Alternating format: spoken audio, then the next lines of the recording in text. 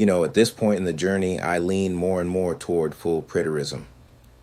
After spending time in the scriptures, looking at the time statements, historical context, and how prophecy actually played out, it's hard for me to ignore the strength of this view.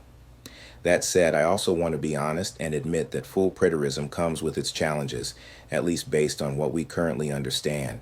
One of the main challenges is how to reconcile the resurrection. Did it happen spiritually? Will there still be a physical aspect in the future? That's a big question. Another challenge is the second coming. Most Christians picture a visible bodily return of Christ in the future. So when full preterism says that was fulfilled in AD 70 in a different sense, it can feel like it's pushing against deeply rooted expectations. And of course, the creeds and traditions of the church for centuries have affirmed a future final judgment and resurrection, which raises important theological and historical considerations. But despite those challenges, preterism also brings some incredible clarity and strength. It takes Jesus' words seriously.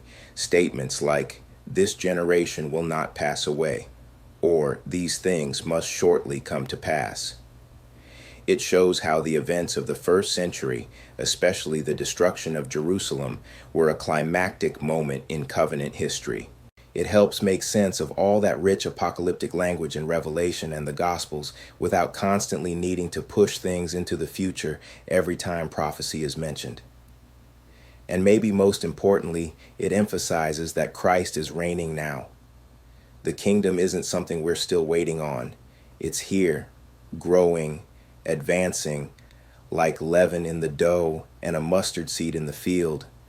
Still, with all these views out there, futurism, historicism, idealism, preterism, I really believe that instead of constantly arguing or trying to prove who's right, we need to come together, believers, scholars, pastors, and seriously work toward a more coherent understanding, one that honors scripture, respects history, and actually makes sense across the board.